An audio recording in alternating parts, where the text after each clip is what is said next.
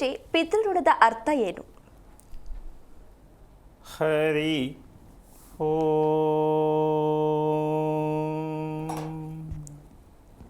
ಶ್ರೀ ಗುರುಭ್ಯೋ ನಮಃ. ಸಾಮಾನ್ಯವಾಗಿ ನೀನು ಹೇಳಿದ್ದೀಯ ಆವಾಗಲೇ, ಪಿತೃಋಣ ಅಂದರೆ ನಾವು ತಿಳ್ಕೊಂಡು ಮಾಡ್ತಾ ಇರೋದೇನು ಅಂದರೆ, ಜನ್ಮ ಕೊಟ್ಟವರಿಗೆ ಋಣ ತೀರ್ಸೋಕ್ಕೆ, ಸ್ವರ್ಗಕ್ಕೆ ಅವ್ರನ್ನ ಕಳಿಸೋಕ್ಕೆ, ಸ್ವರ್ಗಕ್ಕೆ ಅವ್ರನ್ನ ಕಳಿಸೋಕ್ಕೆ, ಆತ್ಮಕ್ಕೆ ಶಾಂತಿಗಾಗಿ. ಅಂದರೆ ನಾವು ನಮ್ಮದೇ ಆದ ಕಲ್ಪನೆಯಲ್ಲಿ ಮಾತಾಡ್ತೀವಿ. ಅವ್ರು ಸ್ವರ್ಗಕ್ಕೆ ಹೋಗಿದ್ದೀನಿ ಅಂತ ಏನು ಲೆಟ್ರ್ ಹಾಕಿರಲ್ಲ ಅಥವಾ ಫೋನ್ ಮಾಡಿರಲ್ಲ, ಹೌದು, ನಾವು ಅಂದ್ಕೊಳ್ತೀವಿ ಅಲ್ವಾ? ಅಂದ್ಕೊಳ್ಳೋಣ, ತಪ್ಪಿಲ್ಲ. ಆದರೆ ಪೂರ್ಣಾರ್ಥ ಗೊತ್ತಾ?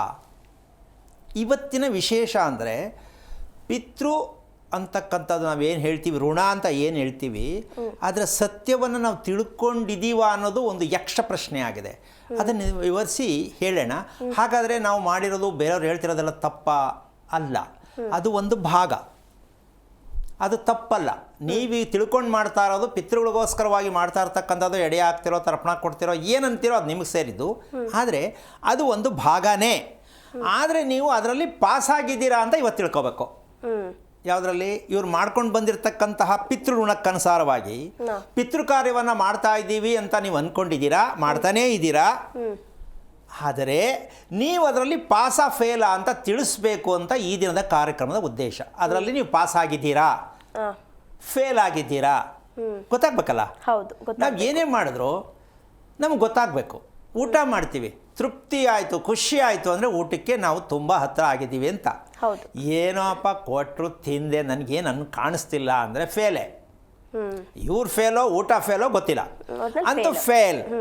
ಈ ಫೇಲ್ ಆದಾಗ ಅವರು ಇನ್ನೊಂದು ಸಲ ಊಟ ಮಾಡೋಕ್ಕೆ ಹೋದ್ರು ಫೇಲಲ್ಲೇ ಇರ್ತಾರೆ, ಹೊರತು ಪಾಸಿಗೆ ಬರೋದೇ ಇಲ್ಲ. ಯಾಕೆಂದರೆ ಅವರ ವಿಚಾರನೇ ಹಾಗೆ. ಊಟ ತಿನ್ನಬೇಕು, ತಿಂತಿದ್ದೀನಿ, ಅವ್ರು ಅಡುಗೆ ಮಾಡಿ ಹಾಕಿದ್ರು ತಿಂದಿದ್ದೀನಿ, ಅದರಲ್ಲಿ ಏನು ವಿಶೇಷ? ನಿದ್ದೆ ಹೇಗೆ ಮಾಡಿದ್ರಿ? ಮಾಮೂಲಿ ಮಲ್ಕೋತೀನಿ, ಎದ್ದೆ ಅಷ್ಟೇ. ಯಾವುದ್ರಲ್ಲೂ ವಿಶೇಷ ಅನ್ನೋದು ನಾವು ತಿಳ್ಕೊಂಡಿಲ್ಲ. ಇದೇ ತಪ್ಪಾಗಿರೋದು. ನೀನು ಏನೇ ಮಾಡು, ಪೂಜೆ ಮಾಡು, ಪಿತೃಗಳ ಕರ್ಮ ಮಾಡು, ಮನೆ ಕಟ್ಟು, ಊಟ ಮಾಡು, ನಿದ್ದೆ ಮಾಡು, ಮಕ್ಕಳಿಗೆ ಬುದ್ಧಿ ಹೇಳು, ಅಥವಾ ನೀನು ಪರಿವರ್ತನೆ ಆಗು, ಇದಕ್ಕೆಲ್ಲ ನಿಮ್ಮ ಹತ್ರನೇ ಉತ್ತರ ಇರಬೇಕು. ಏನೋ ತೃಪ್ತಿ ಇದೆ, ನಾನು ತಿಳ್ಕೊಂಡಿರೋದು ಮಾಡ್ತಾ ಇರೋದು. ಆದರೂ ಕೂಡ ನಮ್ಮಲ್ಲಿ ಒಂದು ಸಮಸ್ಯೆ ಇದೆ. ಏನೇ ತಪ್ಪಿದ್ರೂ ನಾನು ಕರೆಕ್ಟ್ ಇದ್ದೀನಿ ಅಂತ ಒಪ್ಕೊಂಡ್ಬಿಡ್ತಾರೆ ಅವರೇ. ಅದು ತಪ್ಪೋ ರೈಟೋ ಅವರಿಗೆ ಗೊತ್ತಿರಲ್ಲ. ಆದರೂ ಏನಂದರೆ ಯಾರ ಹತ್ರನೂ ಬಗ್ಗಬಾರ್ದು ಅಂದ್ಬಿಟ್ಟು, ಇಲ್ಲ ನಾನೆಲ್ಲ ತಿಳ್ಕೊಂಡಿದ್ದೀನಿ, ನನಗೆಲ್ಲ ಗೊತ್ತು, ಎಲ್ಲ ಗೊತ್ತು. ಸರಿ, ಪಾಸಾಗಿದೆಯಾ?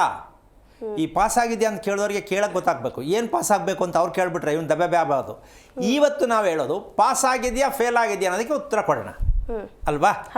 ಹಾಗಿರಬೇಕಾದ್ರೆ ಯಾವ್ದು ಪಾಸು ಯಾವ್ದು ಫೇಲು, ಈ ರಹಸ್ಯಕ್ಕೆ ಕಾರಣಕರ್ತನಾಗಿರ್ತಕ್ಕಂತಹ ಶ್ರೀಮನ್ನಾರಾಯಣನ ಪಾದ ಕಮಲಗಳಿಗೆ ಕೋಟಿ ಕೋಟಿ ನಮನಗಳನ್ನು ಅರ್ಪಣೆಯೆಲ್ಲ ಮಾಡಿ ವಿಚಾರಗಳನ್ನು ಪ್ರತಿಯೊಬ್ಬರು ವೀಕ್ಷಕರಿಗೆ ನಾನು ಕೇಳ್ತಾ ಇರ್ತಕ್ಕಂಥ ವಿಷಯ ಏನಪ್ಪ ಅಂದರೆ, ಕಾರ್ಯಕ್ರಮದಲ್ಲಿ ಬರ್ತಾ ಇರತಕ್ಕಂತಹ ಕೆಲವು ಸಂದರ್ಭಗಳು, ಕೆಲವು ಮಾತುಗಳು ಅದು ನಿಮಗೆ ಸ್ವಲ್ಪ ಅರ್ಥ ಆಗದೇ ಇದ್ದರೂ ಕೂಡ ಒಮ್ಮೆಗೆ ಒಂದು ಸಲಕ್ಕೆ 2 ಸಲ ಅರ್ಥ ಮಾಡಿಕೊಂಡು ನೋಡಿಕೊಂಡ್ರೆ ಅರ್ಥ ಆಗುತ್ತೆ.